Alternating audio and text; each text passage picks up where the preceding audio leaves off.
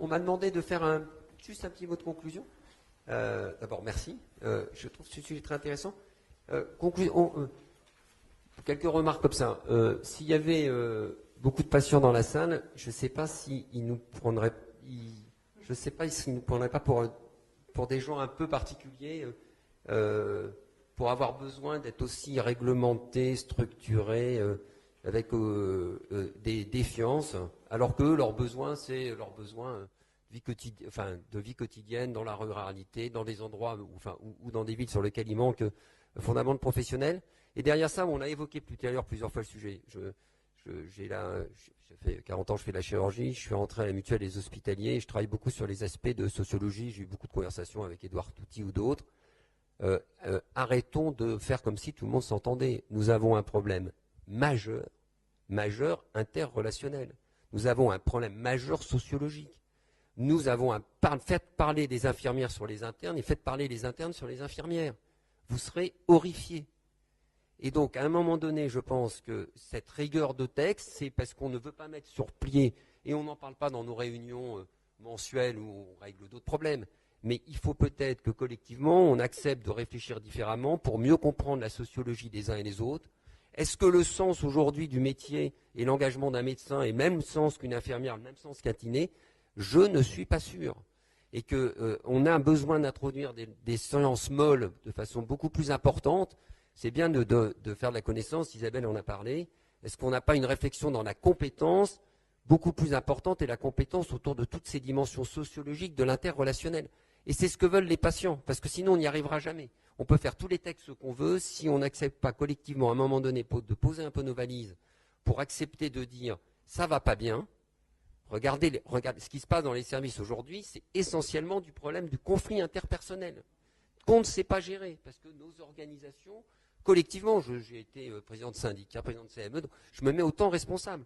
On n'a pas pris ces dimensions et on se réfugie derrière des réglementations. Deuxième remarque, est-ce que nous aurions besoin, et comme l'a dit très justement Isabelle, à un moment donné, l'usage prend le pas. Est-ce que et la confiance est clé. Et vous parlez, madame, moi j'ai trouvé très intéressant, vous avez dit, on a eu des responsabilités, on s'est mis à faire des formations.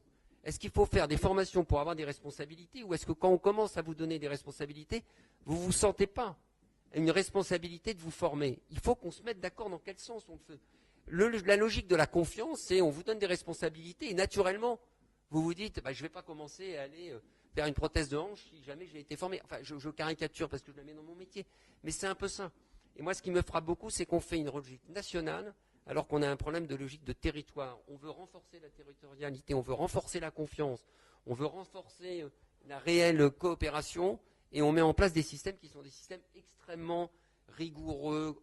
On reste tous dans nos silos, on essaie de faire des petits ponts pour qu'entre les silos, on essaye de se filer 3 coups de main. Je suis inquiet, j'aimerais bien voir dans 2 ans combien on a engagé de gens dans ce processus. Alors qu'à côté de ça, objectivement, dans la vraie vie, les délégations, moi je suis chirurgien à Garches, on a des handicapés, le nombre d'infirmières qui ont des responsabilités majeures, on n'est jamais passé en article 51, on n'est jamais. C'est comme, vous savez, il n'y a pas une journée où je fais pas un dossier, parce que je suis plutôt expert dans mon domaine de chirurgie, où il n'y a pas un patient un collègue qui m'envoie pas un dossier, et je règle ça non pas dans la télémédecine réglementée, mais je le règle avec mon smartphone comme on le fait les uns et les autres quand on est en consultation, ou que je pense qu'on le fait tous. Donc finalement, est-ce qu'on n'est pas complètement dans un conservatisme qui nous aveugle un peu, alors qu'on a des usages qui avancent beaucoup plus vite.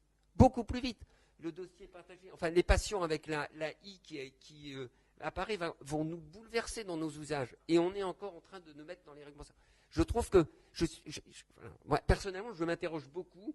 Je trouve pas que toutes ces réflexions, je vois bien, ça nous sécurise. Je suis pas sûr que ça donne de l'agilité, de la souplesse au service du patient.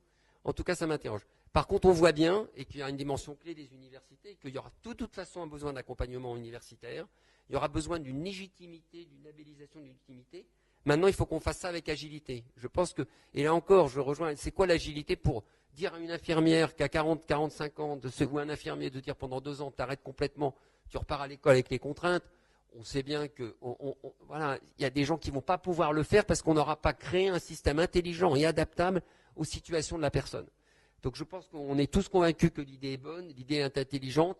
On voit bien qu'on est en train d'en faire un test, mais qu'on tourne un peu autour du pot, et j'insiste, si on tourne autour du pot, c'est probablement qu'on a des problèmes de fond à régler à un moment donné entre nous pour créer un climat favorable pour réussir toutes ces délégations. Sinon, ça se fera quand même toujours malheureusement au détriment pour les patients.